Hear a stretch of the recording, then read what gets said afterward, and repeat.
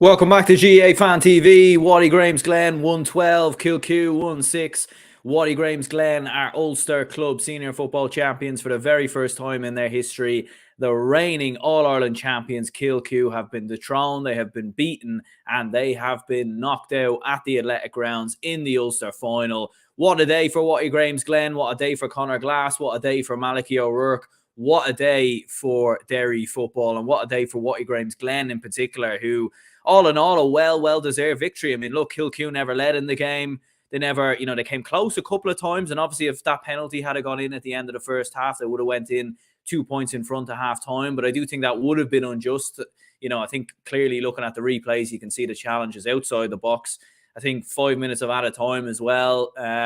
But enough about Dublin Joe, because I think he gets enough criticism. And to be fair, he didn't have a great game today. Let's be perfectly honest. But I think a bit of justice was done there with Paul Devlin doing his best Harry Kane impression, completely missing the target. But in fairness, Harry Kane still scored a point, didn't he, yesterday? So we have to give him a bit of credit there. Channeling his Mayo roots, as they said. But anyway, back to more important sports where it really does matter. And Watty Glen. Look, I mean, you look at the scoreline and you'd probably say 6 points must have been fairly comprehensive or comfortable. And look, it wasn't that. Like, Watty Glen did lead for the vast majority of the game. As I said, Kilcoo never led at all in this match. And Watty Glen actually hit the opening 5 points without reply. Danny Talon, Conor Glass, Jack Doherty, and Conlon McGuckian all getting on the score sheet. Conlon McGuckian, absolutely fantastic today.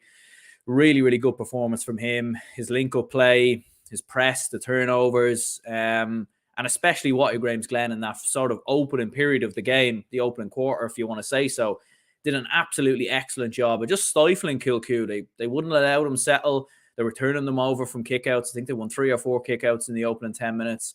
And for Kilcoo, it was very difficult for them to find a rhythm for them to get on the ball and sort of do what they can do best. And I think with Kilcoo in particular, once they build up a lead and once they start fast and sort of get a lead, it's very hard to turn it around. But, the thing about Kilcoo sometimes, from what I've noticed anyway, is when they do go behind, it is quite difficult for them. Look, I mean, in fairness, they have a great record of turning things around. I mean, how many times in the Down Championship this year did they beat? You think back to the All-Ireland final last year, and there was a stage in that game, even in the second half, where you thought, Watty Glen are slowing down a little bit here. Like, there might just be an opportunity to possibly turn it around. But in fairness to Glen, they held their nerve.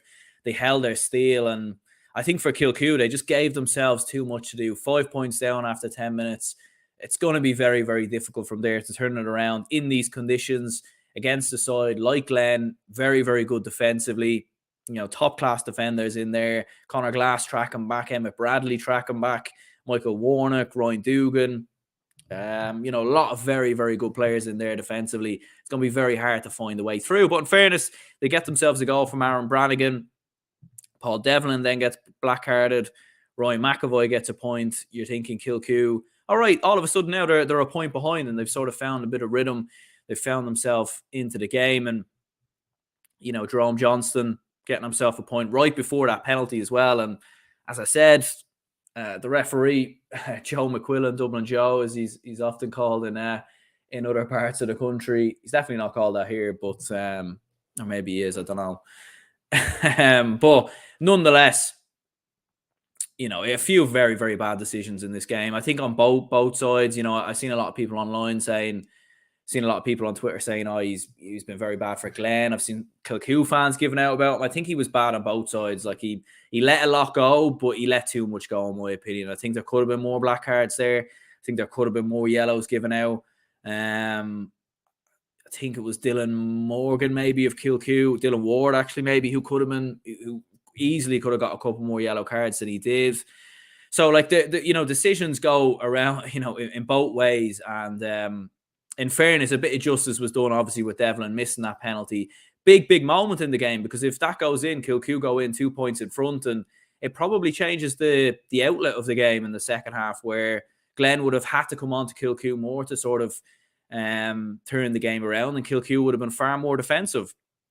So that really was a huge turning point in the game. And yeah, like, you could see Kilcoo's pressure, like, on sort of when Watty Glen had the ball, it was a ferocious amount of pressure. It was really a war of attrition in that second half. Like, there wasn't huge amounts of quality in terms of brilliant football, but it was a complete war of attrition. I mean, there was turnovers, heavy challenges, heavy hits, ferocious blocks, massive amounts of pressure. And for Glen, they had to hold their nerve, and there was one or two moments where they got a little bit lucky. I mean, Drom Johnson's chance, I think around the 45th, 46th minute, he sort of hits it straight at the Watty Glen goalkeeper. I mean, it wasn't, I think they were saying in commentary, it was a great save. It sort of just hit him, to be honest. But, if that goes in, it could have completely changed the complexion of the game. But sometimes you need a bit of luck, and Kilcoo will tell you last year in their All-Ireland win, they didn't win that All-Ireland without luck. They got a bit of luck. Every team needs a bit of luck. All the great teams need a bit of luck every now and again. And for Watty Glen, that was what they got. A little bit of luck, but well hard-earned luck, I would say, in my opinion. But yeah, and especially sort of going into those last 10 minutes, I mean, Kilcoo didn't register a score after the 47th minute. They just struggled to really create opportunities, create chances, and Ethan Doherty gets a point. Danny Talon, obviously, from a free as well. Kilcoo maybe just getting a little bit leggy, I felt, in the last sort of 5 minutes. And then they obviously get hit on the counter. And Alex Doherty rounds the goalkeeper to put it into the back of the net. Random film student says, up Derry. And yeah, what a year. What a year for Derry supporters. I know there's a lot of club rivalries in Derry, so I don't know if the Slot Neil folk or the, some of the other clubs in Derry will be too happy with Watty Glen winning an Ulster. But yeah, what a year for Derry. And, what a year for Conor Glass. I mean, what a couple of months, what a year and 6 months since he's come back from the AFL. He's won a first county title for Watty Glen. He wins it again a year later. He wins Derry their first Ulster title in 24 years. I mean, it's been a remarkable return for him. It really, really has. And to be fair, it's not all down to him. Malachy O'Rourke deserves a huge amount of credit today. I mean, his tactics were spot on.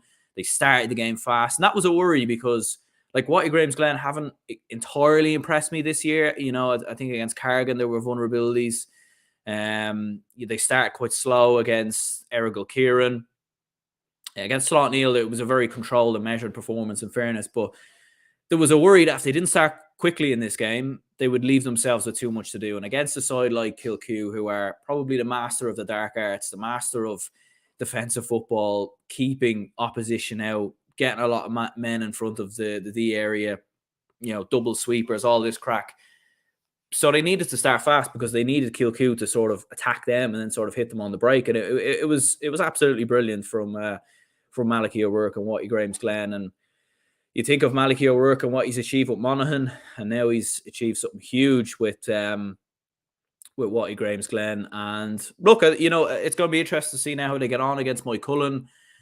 It's a hard game to call. Like, I'd probably lean towards Glen, but I think that will be very, very close. Be interested to see where it's played as well. I mean, obviously they were saying in the interview there on TG Cahar that I think the interviewer asked Conlon McGuckian, "You're going to Croke Park now?" I don't know if that's actually confirmed, but it'll be interesting to see if it is in Croke Park or what the story is there, because they're not going to play Kilmacud Crokes and Cairns or Rahleys in Croke Park. I think that's far too much of an advantage to the Dublin champions. So we'll obviously see what happens there. But big result for Watty Glen. Congratulations to them. For Kilcoo, what they achieved last year was nothing short of remarkable. And to get to an Ulster final again is brilliant. And look, maybe for down football, this might be a good thing. Maybe some of those Kilcoo lads now will go to training for down. Like, they might have a bit more of an impetus now, maybe to get more involved with the down senior footballers. So it could work out as maybe being a good thing, but we'll obviously have to wait and see on that. But big result for Watty Glen. Ulster Club Senior Football Champions for the very first time. Smash the like button, subscribe if you haven't already. We'll be going live at, later tonight at some stage, 8:30, 8:00 with Matthew Hurley from the GAA Statsman, running through this weekend's results, some other club games as well, intermediate level, junior level, ladies football level as well. We'll be touching on a few of them briefly, as well as some other bits and bobs. So, stay tuned for that. Like, subscribe,